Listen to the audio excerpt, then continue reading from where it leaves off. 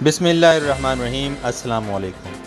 कुछ अरसे कबल सऊदी अरब के बहुत से क़वानीन के बारे में सोचा भी नहीं जा सकता था कि वो तब्दील किए जाएंगे, लेकिन वक्त और हालात ऐसा पलटा खा रहे हैं कि काफ़ी सारे क़वानीन हैरानकुन तौर पर तब्दील हो चुके हैं।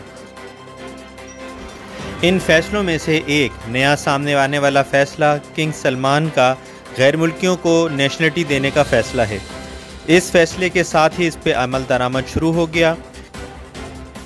पहले मरहले में जिन लोगों को सऊदी नेशनलिटी दी गई उसमें एक खत्तात, एक फ़िल्म डायरेक्टर, एक रिसर्च स्कॉलर और यूनिवर्सिटी के प्रोफेसर शामिल हैं। दूसरे मरहले के नामों का भी ऐलान हो गया है, जिसकी तफसीलात 1-2 दिन में सामने आ जाएंगी। याद रहे, सऊदी शहरियत का ये उसूल फ़ाइनेंशियल वीज़े से बिल्कुल मुख्तलिफ है।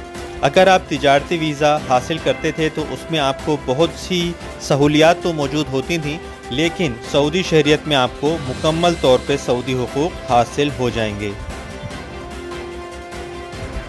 सऊदी नेशनलिटी के हुसूल के लिए आपको एक नंबर सिस्टम कंप्लीट करना पड़ता है, जिसमें आपको 33 मार्क्स की ज़रूरत होती है।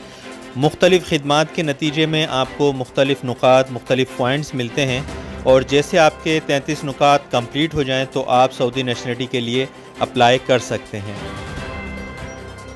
किस चीज़ के कितने नुकात हैं और किस चीज़ के कितने मनफी नुकात हैं, इस बारे में जल्द ही एक वीडियो आप इस चैनल पर मुलाहिज़ा कर सकेंगे।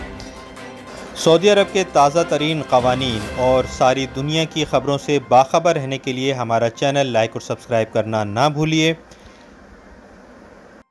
और इस कानून के बारे में भी अपनी राय से कमेंट बॉक्स में आगाह करना ना भूलिए।